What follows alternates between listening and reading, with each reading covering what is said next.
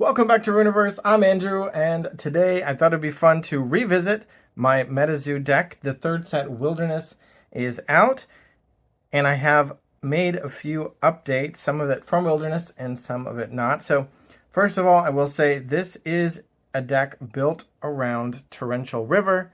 That is true of the previous version, and that is true of this version as well. So you'll see some cards you see in other water-based builds, but most people are not playing this, and I am building completely around this with a few cards just to make it a solid deck when this isn't around. Because this doesn't actually win the game, it just helps me control the game. So I still have to be able to win eventually. But what this does, if you're not familiar, is you pay 4 water aura for a spell. If you have a river active, which we do have a river, we're going to deal 30 damage immediately to a beastie. And ignore the first sentence for a minute, but basically until end of turn, whenever we contract a water page, which does count playing a water aura, you get to deal 30 damage to a page or caster, ignoring that symbol ability, that trait that I forget the name of, that basically would let it prevent damage from spells, so that would not apply. And bookmark a page, so when you start going off with Torrential River, you get to deal a bunch of damage and draw a bunch more cards. So as much as I could, I wanted cheap water pages in the deck, so keep that in mind. Now I do have a Chaos Crystal because it is extremely powerful, although it breaks a few rules of the deck. One of them, it is not a water page. You'll see in a moment that I actually removed Bookmark, which is an extremely powerful card, because I did switch it out for a Nightfall card that is not quite as good, but because my new card is water, I prioritized it. And Chaos Crystal is not water, but it has still made the cut for now, although it does interact poorly with Water Baby of Massacre Rock, which is another staple of this deck. So I guess let's quickly go over this bottom row here of cards that were already in the deck before, in case you saw it. So Oklahoma Octopus is still here. It's my favorite card. It's the reason I wanted to build a MetaZoo deck in the first place. It doesn't fit the theme of working with Torrential River particularly well, but it does fit the theme of helping close out the game by either being a big 100 life point beastie that does 50 damage plus 3 poison, or making 8 tentacles, which is great with Chessie, which I've got 4 of and we'll get to in a bit. Got River of Time to take an extra turn. Only costs 1 if a water page is, or river is active, and with Torrential River active, this can take you an extra turn, cost 1 if there's a river, and bookmark a page and deal 30 damage, and it's just crazily good.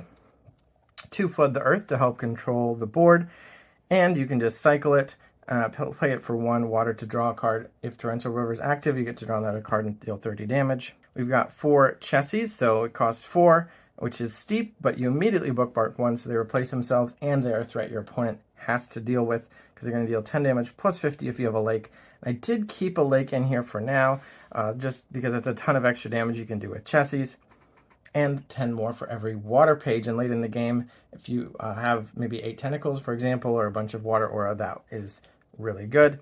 We've got 6 Water Baby of Massacre Rock. These can do up to 50 damage if they're powered up with Terra, but even just 30 is fine, and when they die, you get to draw a card, which is the main reason I find them to be so powerful. They help you control the early game by attacking Aurifacts, or just opposing beasties, or opposing health. They count as a thing to have in play. For Chessie's power-up, they are cheap to play when you've got Torrential River going on, and when they die, you draw a card. It's just super good. But that does bring me back to the Chaos Crystal, because if you have one of those out, you don't get to draw the card, which is why Chaos Crystal is still walking the line for now.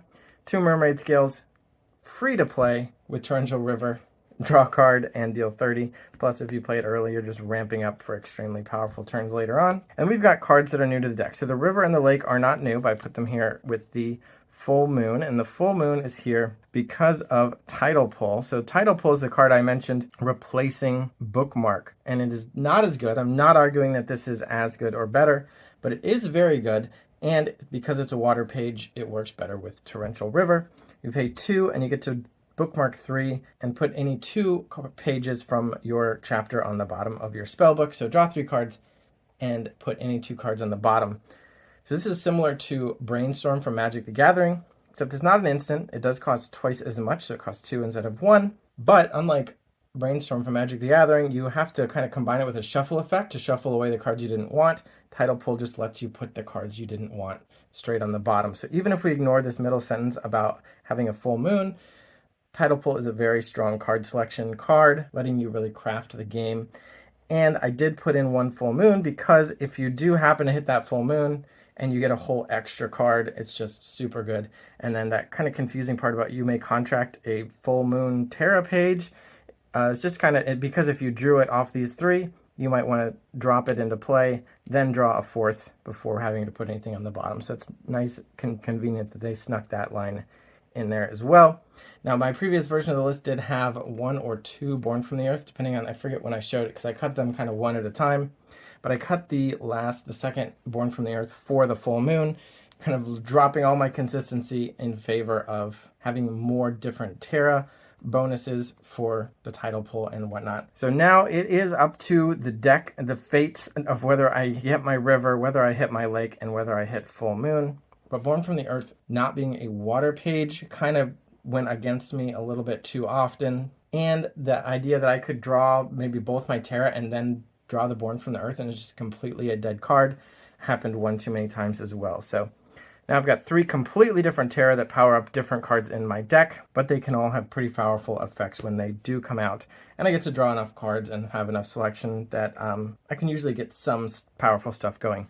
So the last couple cards we've got here, Megalodon 2. So this is another new card from Wilderness, another cost 0 card, and this is a water page. So I forget what card it was in, I believe, Nightfall. It was an artifact essence that made water aura, but it wasn't in a water page, and I wanted it to be a water page so that it triggers Torrential River. So Megalodon Tooth does that. It does make a dark aura, which is not the kind I want, and sometimes I do need more water and that dark gets in the way, but it's still a strong card. Even if it only made a 1 water aura and not 2, I would be fine with this in the deck. Another very powerful card, and then probably very familiar Loveland Frogman. I was able to get them much cheaper than the first edition full hollows is the second edition reverse hollow, but they're still shiny and they are very, very strong. And they're cheap water pages. So to round out the deck, I do have some water aura, not as much as I had last time, just 10 now, but adding the 2 copies of Megalodon Tooth, I have 15 sources of aura and plenty of cheap ways to draw. So this is, I do consider this a little bit risky, a little bit low, but not too low. I think I'm okay with where it's at. Then we've got the 8 tentacles in the deck box, just for when the Oklahoma Octopus does come down and bring the friends. And unlike my previous video, I do have a final sideboard. So when I say final, I mean I've got 15 cards that I would bring as a sideboard. I'm not saying I thoroughly tested it, and this is the ultimate sideboard to end all sideboards, but I do have a sideboard of 15 cards. So Flying Manta Ray is just a card I think is cool and cute. I don't know when I would necessarily bring it in, but it's a strong card with the flying and fleet, and it can do a bunch of damage. We've got a new Wilderness card here, the River Mermaid. So this is just short of being as good as Water Baby of Massacre Rock. Does cost 2, which is a huge strike against it. I love being able to play the turn 1 water babies. It does have Terra bonuses that match our deck. So does the water baby, but you know, another pairing here. She's got a trap benefit ability that I don't have any traps, so I don't care about that. Her attack does 20 damage, which is less than water baby, but if she hits a player, you can draw a card.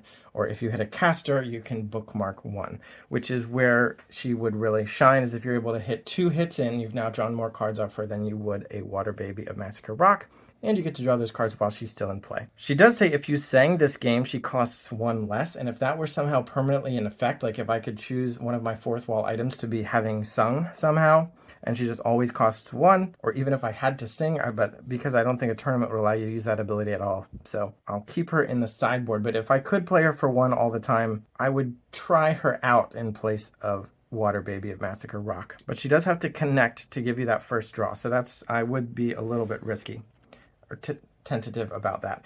I do have 1 Born from the Earth in the sideboard in case I'm somehow in a matchup where I really want to make sure I get the right Terra at the right time, especially if my opponent doesn't seem to be using their own Terras. 3 Dampens. You never know what spell you might want to counter. A few cards I didn't open playsets of here from Wilderness. We got Toxic Water, which 0 cost potion that takes away a beastie's traits, and if it was burrowed, unburrow it. So I was thinking this could help flood the earth against some flying beasties, for example, like Quetzalcoatlus. But I only have 1 for now, and I'm not sure I'd necessarily want to bring them in anyway, because you can just take out Quetzalcoatlus with a few chains of Torrential River. Could be nice to have it. It does cost 0, so 0 cost card with Torrential River means another bookmark and another 30 damage as well. So it's worth considering. It could be very powerful for the deck. I got a couple Beaver Sharks. I was thinking it is a 5 of, but I've just got 2 because I only own 2 right now. And honestly, I'm not totally sold on them. They don't draw any cards, which obviously I like that out of my cheap beasties. They are traps, but I don't love traps because your opponent can choose when to trigger them by what they attack. But the Wood Chipper ability is what makes me most interested, which is the ability to fatigue the beastie to destroy a Forest Terra page. And now that I'm reading it out loud, I realize I had missed the word Terra, and I just read it as destroy target forest page and thought it might be good against the Beastie Fearsome Critter decks, but it just says Terra page, so never mind.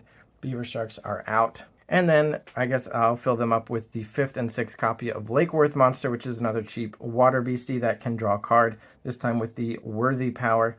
Just fatigue it to bookmark 1. Or it can make reasonably sized attacks of 45 with a lake, but I imagine this would be for if I had some kind of control matchup or something where I just wanted to draw a bunch of extra cards. I do have some Lightning in a Bottle and Smoky Spirits that could be maybe in these 6 spots here, for example, in some combination, but I'm still not super a fan of them. They're obviously great, though, so maybe I'm just being nitpicky about it. But anyway, thanks for watching. Let me know what you think, or if you get to try it out at some point. I will say casting a bunch of water pages and triggering Torrential River a bunch of times in a turn is very satisfying. Try it for yourself. Thanks for watching. Subscribe so we can get more subscribers, and bye.